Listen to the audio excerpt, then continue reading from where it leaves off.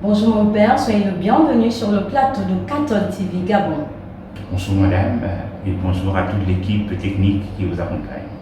Pouvez-vous nous décrire dans les détails la célébration du mercredi des cendres?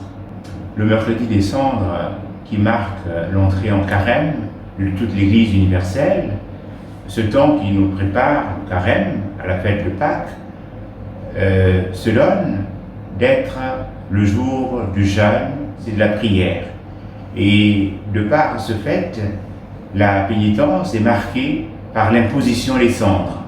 Et en cette année de la Covid, la Fondation pour le culte divin et la célébration des sacrements, hier, a donné une disposition quant à la célébration des cendres cette année. Le prêtre devra faire l'imposition des cendres, d'abord en se lavant les mains, après la bénédiction, et puis l'aspersion d'eau bénite sur les cendres. Il devra dire la prière ou encore la parole invitatoire à la conversion. Souvenez-vous de poussière pour retourner en poussière. Et ensuite, il le portera sa bavette en protégeant aussi bien la bouche que le nez. Et sans maudire sur la tête du fidèle, il se donnera de faire l'assignation des cendres ou en déposant les cendres sur le front ou sur la tête du fidèle qui rentre en pénitence. L'entrée en carême se fera en février. Pourquoi l'Église choisit de parler de ce protocole d'imposition des cendres aujourd'hui? C'est important pour l'Église universelle que la question soit posée et qu'une solution soit donnée déjà. Donc la Congrégation pour la discipline des sacrements a préconisé cette solution pour que nous puissions vivre, nous préparer de manière globale. Tous les diocèses à travers le monde vont vivre cette célébration. Parce que ce qui fait aussi la catholicité, c'est que ce qui se fait à Rome, ce qui se fait à Libreville, ce qui se fait en Chine, ce qui se fait partout à travers le monde. Comment le diocèse de Libreville va procéder à la mise en pratique de cette disposition? L'archidiocèse de Libreville, par le biais de son archevêque, accueille la recommandation de la Sacrée Congrégation pour la discipline des sacrements.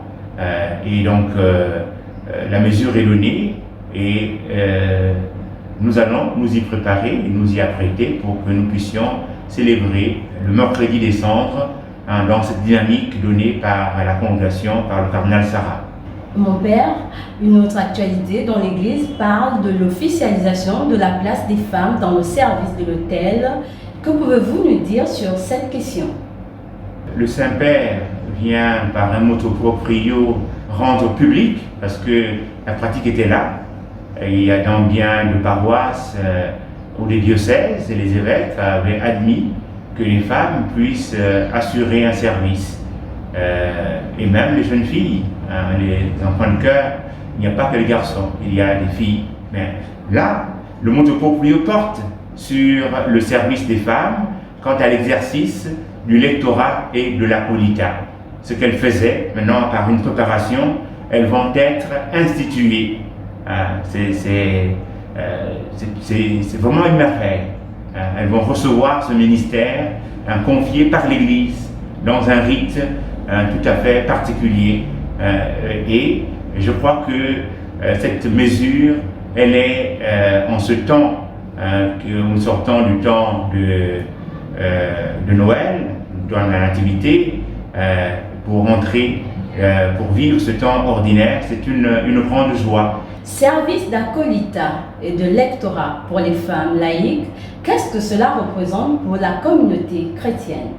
Il faut dire déjà que le pape François, dans une adresse, n'a cessé de dire que les femmes doivent être en Église là où se prennent les décisions. Et je crois que l'éducation se fait par la parole et dans nos maisons, ce sont elles qui éduquent les enfants. C'est aussi important que dans le milieu ecclésial, leur rayonnement puisse aider aussi à la communauté chrétienne. Je crois que cette décision, ce motu proprio édicté par le pape, est la bienvenue pour l'Église universelle. Merci mon père d'être passé sur le plateau de 14 TV Gabon. Nous vous souhaitons déjà de bonnes célébrations durant le temps ordinaire. Merci à vous, le 14 TV Gabon, et allons ensemble dans le sens de la vérité.